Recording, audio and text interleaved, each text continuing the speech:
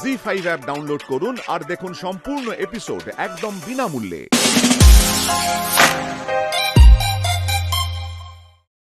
আসলে তখন তো তুমি ঠাকুর ঘরে ছিলে, পুজো করছিলে, তাই তখন আর বলা হয়নি বলে পরেও আর খেয়াল নেই মা। বাবা দেখিস, আগে তো শুনতাম শাক দিয়ে মাছ ঢাকা যায়, এখন তো দেখছি মাছ দিয়ে শাকও ঢাকা হচ্ছে।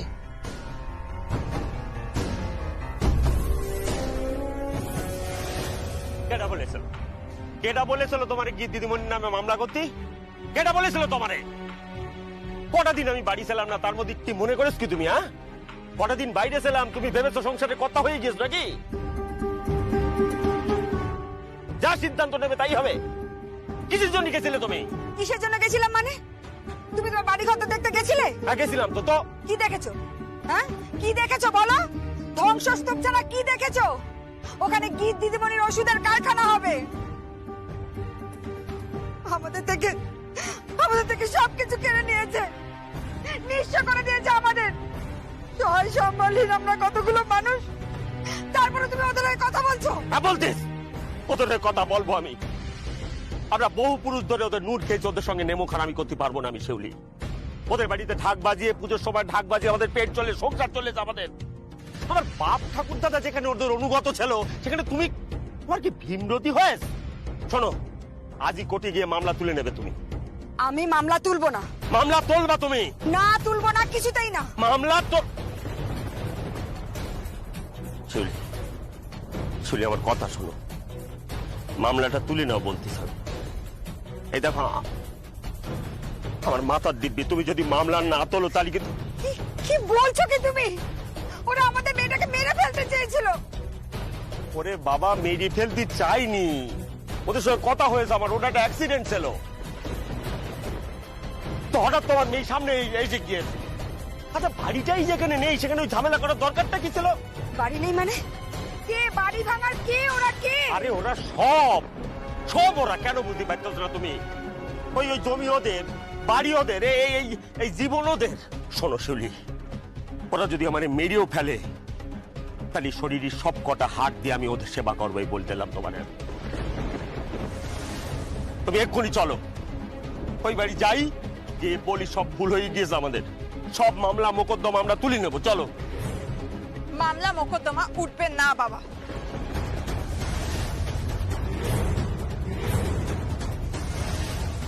কি বলতে চাইছেন আপনি? শুনে নিয়েছো তাহলে, তোমরা কারা আর আমরা কারা? এবার তুমি দেখে নিও।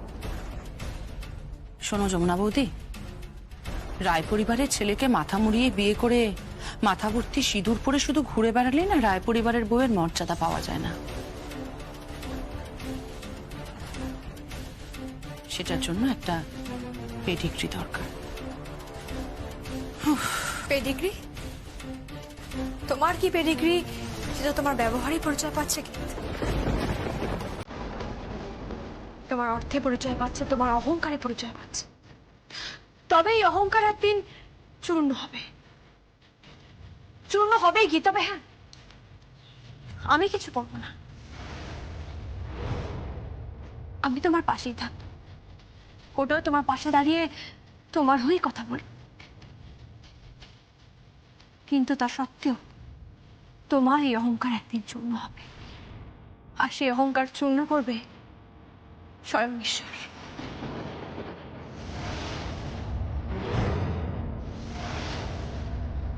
দেখে নিন।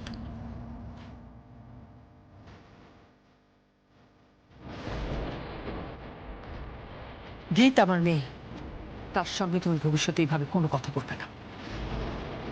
দিদি, এসব কোর্ট কাচারি ছাড়ো না, আমরা কি করবো সেটা বলো।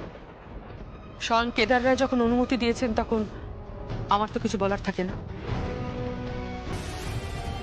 শ্রী, শ্রীয়ের বর আর রকিব দায়িত্ব নিতেই পারে।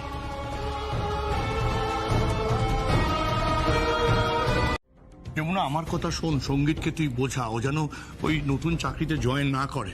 ও যে ব্যবসাটা করছিল সেই ব্যবসাটাই করুক, যাতে জয়েন না করে। আমার অনুমতি ছাড়া এ বাড়ির গাছের একটা পাতাও নড়ে না, সেটা নিশ্চয়ই তো জানা আছে করলে। দাদা এসব কি বলছো তুমি? আমি যেটা বলছি সেটা বুঝেই বলছি, ও চাকরিতে যেন জয়েন না করে। দাদা আমি এটা চাই না যে আমার জামাইকে কেউ বলুক যে কেদার রায়ের ব্যবসা দেখে। আমি আবার এই বাড়িতে একটা রকি তৈরি করতে চাই না। আমি চাই না এই বাড়িতে আর একটা প্রশান্ত হোক। ও জয়েন করবে না, ব্যাস। আমি বলেছিলাম না দাদা, পরিবারের কেউ বাধা দিক না দিক, প্রথম বাধাটা আপনার ভাই দেবে। কি গো তুমি, তুমি তোমার মেয়ের ভালো চাও না? তোমার জামাইয়ের ভালো চাও না? কি চাও তুমি? মল্লিকা তুমি চুপ করো। ভালো চাওয়া মন্দ চাওয়া তোমার থেকে আমি বেশি বুঝি। ও চাকরিতে জয়েন করবে না, ওখানে যাবে না। ও চাকরিতে যাবে, নতুন চাকরিতে ও জয়েন করবে। আর আমাদের জামাই আমাদের অফিসে যাবে সঙ্গীতের চেয়ারটায় বসতে।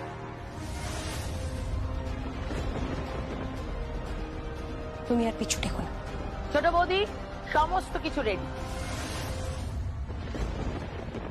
লুচি হয়েছে, একটা ভেজ কারি হয়েছে, মাটন কারি হয়েছে, কাজু বরফি হয়েছে, হ্যাঁ গোলাপ জামুনও হয়েছে। তুই এক্ষুনি নিয়ে আস। এই নাও, এ নাও তোমার খাবার, দুপুরে কিন্তু খেয়ে নিও। বাহ বাহ বাবা, নতুন জামাইয়ের জন্য কত ব্যবস্থা। ফুলকো লুচি, কাজু বরফি, মাটন কারি, ভেজ কারি, তারপরে গোলাপ জামুন, ভাবাই যায় না। আর ওই মেয়েটা হাত পুড়িয়ে দুটো রুটি বানিয়েছে আর সামান্য সাদা মাটা তরকারি। এসব কি হচ্ছে বাড়িতে, আমি তো বুঝতে পারছি না কিছু। কাকাই, এসব কি বলছো তুমি? এসব এসব থাক কাকাই, এসব এসব বলো না। আমার বরের যা সামর্থ্য আমি তো তাই দেবো ওকে। ঠিক আছে, কোনো অসুবিধা নেই।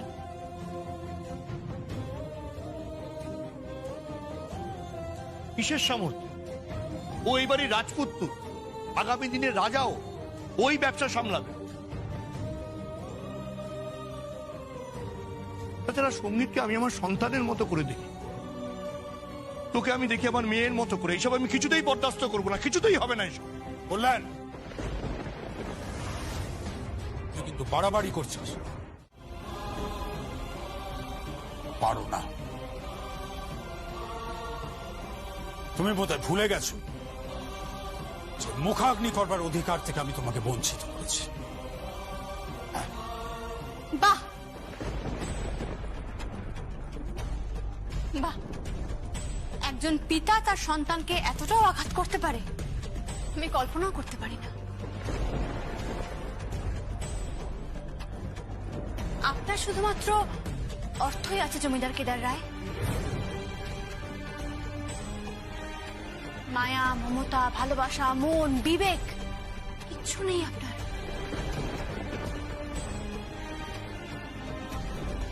আপনি নিঃস্ব জমিদার কেদার রায়, আপনি নিঃস্ব, কিচ্ছু নেই আপনার। আজ আপনি আপনার ছেলের সঙ্গে যেটা করলেন সেটা অন্যায় করলেন, কিন্তু এরপরেও আমি আপনার মেয়ের পাশেই থাকবো।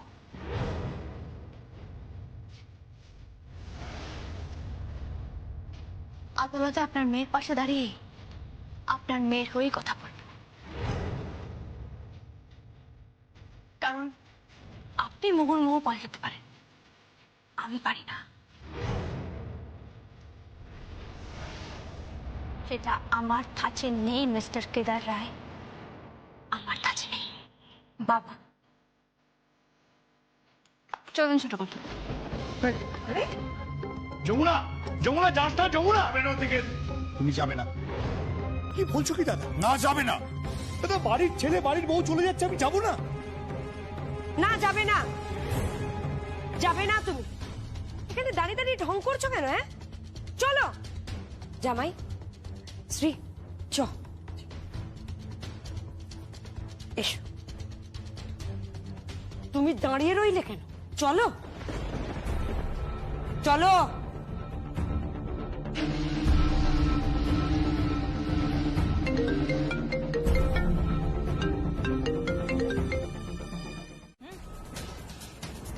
তোমার বোন অলরেডি জেলের দিকে পা বাড়িয়ে বসে আছে, আর দাদাও কিন্তু বড় আইনি ঝামেলায় পড়ে যেতে পারে। এসবের মানে কি? কিছুই না, কাজ করে যাও, আমার মাইনে করা চাকর, কাজ করো। আচ্ছা, don't call me Archa, call me madam, right? Okay madam বলো, বলো বলো বলো, ম্যাডাম বলো, বলো। ম্যাডাম। গুড। যে ফাইলস গুলো দিয়েছি সেগুলো যেন লাঞ্চের মধ্যে আমার টেবিলে পৌঁছে যায়, urgent. Okay, yes. Now you may go now. I said go, go, go. আমার মেয়ের নামে ক্রিমিনাল কেস হচ্ছে, সে টেনশনে আছে, আর তোমরা সবাই এখানে গান বাজনা করছো। না না, আসলে ওদের কি একটা হবে সেটাই তাকে শোনাতে এসছে যে সব ঠিকঠাক আছে কিনা। আমাকে ফোন করেছিল, বলেছে সবাইকে চমকে দেবে, তাই কাউকে কিচ্ছু বলিনি। বিন্দুবাসিনী দেবী, আপনি মা না অন্য কিছু? মানে আপনি বুঝতে পারছেন না? মানেটা আপনি বুঝতে পারছেন না? আমার মেয়ের মনের অবস্থাটা আপনি বুঝতে পারছেন না? সে কতটা কষ্টে আছে, কতটা যন্ত্রণা পাচ্ছে, আপনি বুঝতে পারছেন না? যে কোনো মুহূর্তে তার জেল কাস্টাডি হয়ে যেতে পারে, আপনি বুঝতে পারছেন না? আর সেটাও শুধু এই মেয়েটার জন্য। আর এই মেয়েটা তার ঘর সংসার বাড়ির সবাইকে ভুলে আনন্দে মেতে উঠেছে একটা মিউজিক একাডেমি করবে বলে। বেরিয়ে যাও, বেরিয়ে যাও এখান থেকে, যত সব। মিস্টার কেদার রায়, প্লিজ, আপনি আমাকে অনেক অপমান করেছেন, কিন্তু এই মেয়েটাকে করবেন না, যমুনাকে করবেন না। ও যে জিনিসটা ভেবেছে সেটা আগে কখনো কেউ কোনোদিন ভেবেছে কিনা আমার জানা নেই। আপনি জানেন কোথা কোথা থেকে লোক আসছে, ছেলে মেয়েরা আসছে কোথা কোথা থেকে? প্রত্যেকটা ছেলেমেয়ের মধ্যে কি কি প্রতিভা, তাদের সবাইকে সামনে তুলে ধরার জন্যই তো আমাদের এই প্রচেষ্টা। প্রচেষ্টা করো, নিশ্চয়ই করো, সেটা নিজের জায়গায় গিয়ে নিজের জমিতে দাঁড়িয়ে। আমি কিন্তু আমার এই বাড়িটাকে রেন্টে দিইনি। আরেকটা কথা মনে রেখো, কেদার রায় ফ্রিতে কখনো কিছু করে না। আমি জানি, আমি জানি কেদার রায় ফ্রিতে কিচ্ছু করেন না। কেদার রায় একজন বড় ব্যবসায়ী, লেনদেনটা খুব ভালো বোঝেন। কিন্তু এখানে যে শুধুমাত্র লেন হয়ে গেল, দেন যে কিছু হলো না কেদার রায়। What do you mean? I mean to say, আপনি যমুনার থেকে শুধুমাত্র নিয়ে গেছেন, আমি জানি। আপনি যমুনার থেকে শুধুমাত্র নিয়ে গেছেন, তার আত্মত্যাগ নিয়েছেন, তার সেবা নিয়েছেন, কোনোদিন কিছু দেননি, কিচ্ছু দেননি ওই মেয়েটাকে, এমনকি আশীর্বাদটুকু প্রপারলি করেননি। আজ যে আপনি মিউজিক একাডেমিটাকে এত অপমান করছেন, এত হ্যাটা করছেন, একদিন এটা অনেক বড় হবে, বটবৃক্ষের মতো দাঁড়াবে কেদার রায়।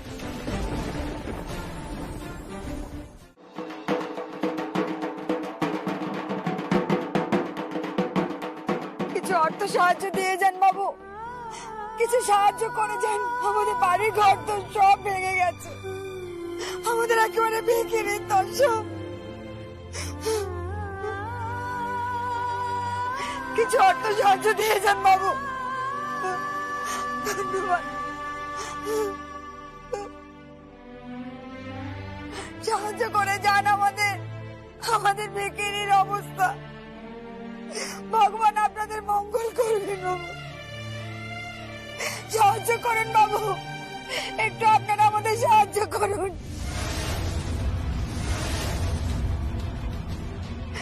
নিঃস্ব আমরা আপনার ভিখিরির দশা।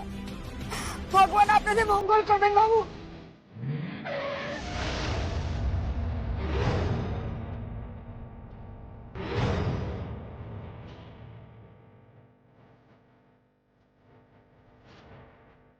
কিছু অর্থ সাহায্য করে যান, আমাদের বাড়ি ঘর তো সব ভেঙে গুড়িয়ে দিয়েছে, আমরা বড় অসহায়।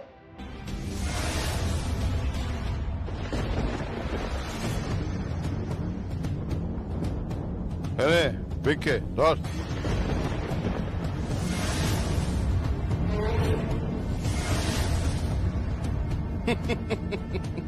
তাহলে যমুনা ডাকির বাপ মা রাস্তায় নেমে ভিক্ষে করছে। এনে ধর ধর।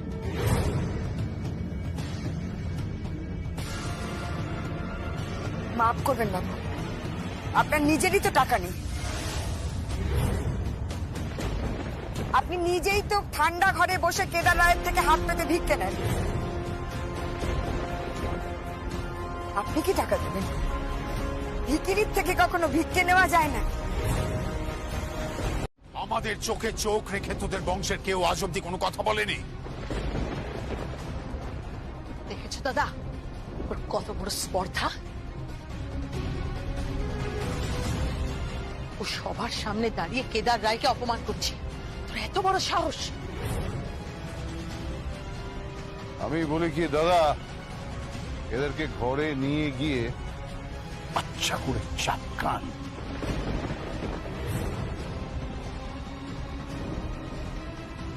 চপকে একেবারে সিধে করে দিন। হ্যাঁ, আপনারা তো চাপকাবেন। আপনাদের গায়ের জোর আছে, অর্থের জোর আছে, আর আপনাদের চাপকাবে ওপরওয়ালা ভগবান। একবার গিদ্দি দিদিমণিকে আদালতে আসতে দিন, তারপর দেখবেন কি হয়। তুই তো আমাকে চিনিস শিউলি। আমার মেয়ের যদি কিছু হয় তাহলে পুরো কুসুমপুর গ্রামে আমি আগুন লাগিয়ে দেবো। বাবু ভুলে যাস না যে আমার মেয়ে আমার প্রাণ। আপনার মেয়ে আপনার প্রাণ, আর আমাদের মেয়ে আমাদের মেয়ে আমাদের প্রাণ নয়। আমরা গরিব বলে, আমাদের অর্থ নেই বলে আমাদের প্রাণ প্রাণ নয়। কেমন জমিদার আপনি? হ্যাঁ?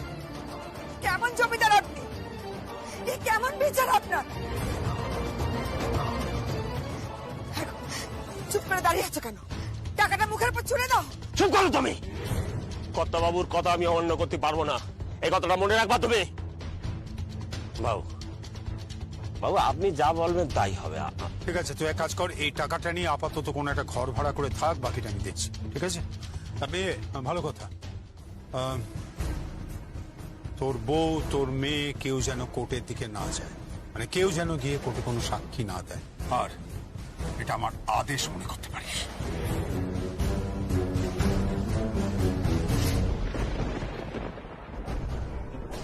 গঙ্গা, ওনাকে তো খুব ভালো করে চিনিস। ওনার কথা অমান্য হলে কি হবে সেটাও খুব ভালো করে তুই জানিস। আগের বার তোর মেয়ে বুলডোজারের চাপা খেতে খেতে বেঁচে গেছে। এবার না পুরো পরিবারটাকে পিষে দিয়ে যাব বলে রাখলাম। চলো। এই যে নিজের তো 2 পয়সার মুরত নেই, অন্যের পয়সায় ফুটুনি করছে। আপনার ঘরে একজন আছে যে আমাকে সুবিচার দেবে। কার কথা বলছো? যমুনা। আমি আত্মবিশ্বাসী, যমুনাই এই মামলার টাকা জোগাড় করবে, যমুনাই এই মামলা চালাবে, যমুনার জন্যই আমরা এই মামলা জিতব। বাজি বাজি। চলি চলি, চুপ করো, এবার কিন্তু মাইন খাবা তুমি। তোমরা পুরুষ মানুষ, তোমরা তো বউদের মারতেই পারো, আর যখন তোমাদের অন্য কেউ মারে তখন ঘোড়া সাপের মতো মাথা নিচু করে থাকো। কোথায় যেত তুমি? কোথায় যেত তো? এই দেখো বাবুরা যখন বাড়ি দিয়েছ তো, এই তো এই দেখো টাকা, এই টাকায় আমরা বাড়ি ভাড়া করে থাকবো। থাকবো না, থাকবো না, তোমার ওই টাকায় ভাড়া করা ঘরে আমি থাকবো না। তেমন দরকার হলে আমি মেয়েকে নিয়ে গাছতলায় থাকবো, ফুটপাতে থাকবো। আমি তো মামলা জিতে দেখাবো, ওই ছবি বাবুদের ডাকবো, ঝেড়া পিটিয়ে দেবো। এতদিন রায় পরিবার আমাদের থেকে অনেক নিয়েছে, এবার ওদের দেবার পালা। বুঝতে পেরেছ?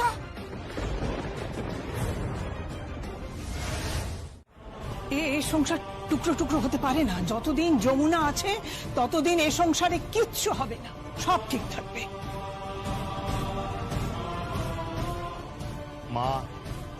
মা যমুনাকে এখান থেকে সরিয়ে দেওয়া হয়েছে।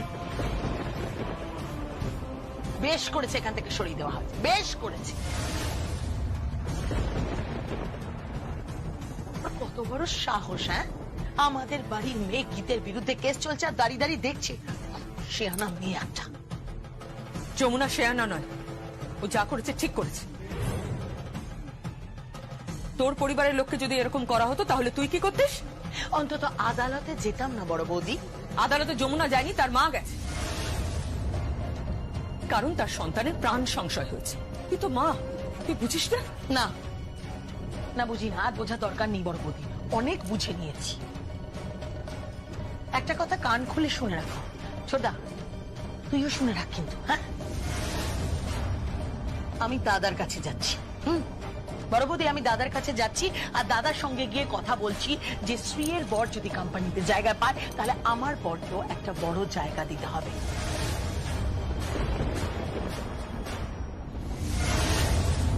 এটা আমার বিশ্বাস। কিন্তু মা, ওর স্বপ্ন যে এখন সংসার করা নয়, ওর স্বপ্ন এখন মিউজিক একাডেমি। না না, তুমি ভুল করছো। তুমি তো একভাবে সবকিছু সামলেছ।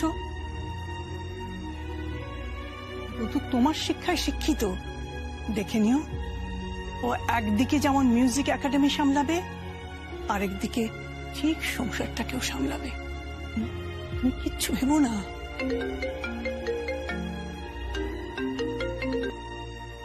হ্যালো, কে বলছেন? হ্যাঁ,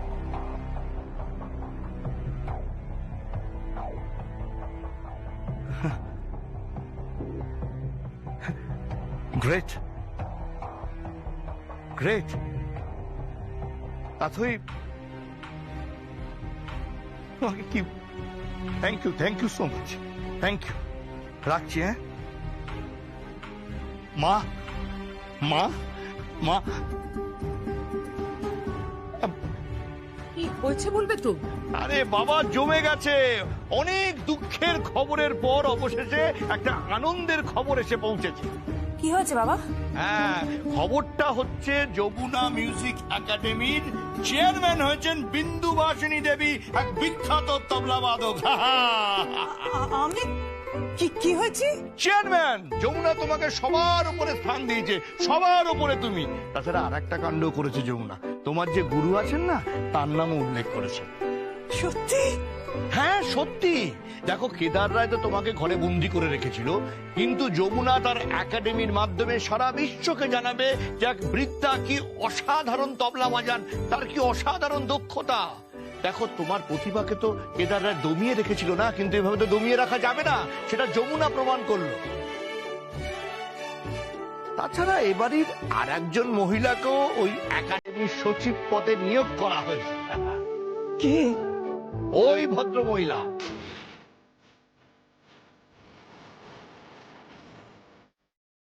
হ্যাঁ, যে নাচ ছেড়ে সারাক্ষণ মুখ গুজে সংসারের কাজ করে গেছে, বাসন মেজেছে, কাপড় কেচেছে, রান্না করেছে। কি বলছো? ইয়েস মাই ডিয়ার বৌদি, তোমার প্রিয় দেওর বলছে তুমি পারবে, মা পারবে। ইয়েস, তোমরা পারবে। শোনো, যমুনা বাড়ির দুজন বউকে দুটো পদ দিয়েছে। চেয়ারম্যান,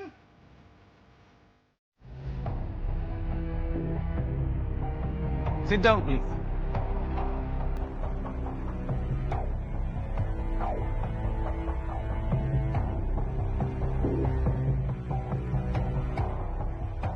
অ্যাডভোকেট দত্ত, আপনি শুরু করুন।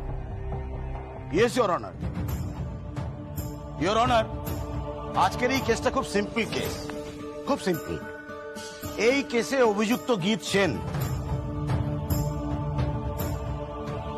বেদ সেনের স্ত্রী, একটা জমির ঝামেলা ঝঞ্ঝাট সংক্রান্ত ব্যাপারে ওনার নির্দেশে বুলডোজার চালানো হচ্ছিল ইওর অনার।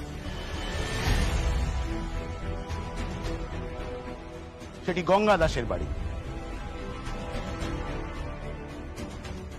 গঙ্গা দাস পেশায় একজন ঢাকি।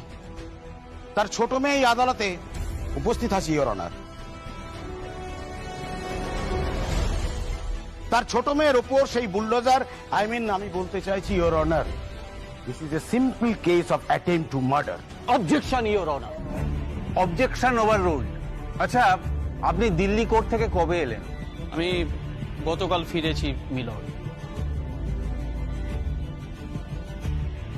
ওকে, আপনি বসুন।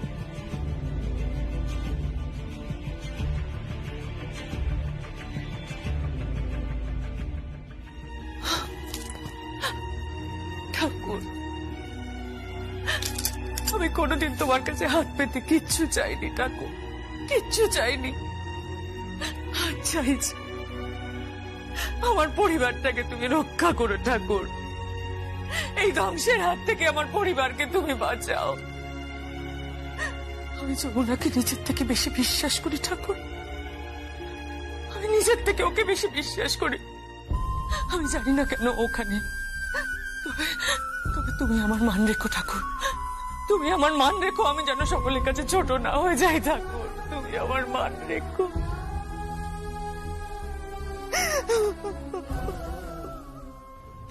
অ্যাডভোকেট দত্ত, আপনি বলুন। ইওর অনার, সেই মর্মে পুলিশে এফআইআর দায়ের করা হয়েছে। তার কপি আমি ইতিমধ্যেই আদালতে পেশ করেছি।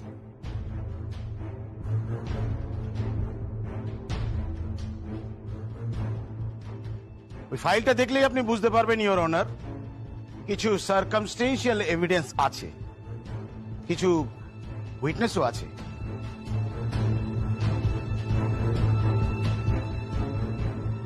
আদালতের অনুমতি পেলে আমি তাদের উইটনেস বক্সে আনতে পারি। জি5 অ্যাপ ডাউনলোড করুন আর দেখুন সম্পূর্ণ এপিসোড একদম বিনামূল্যে।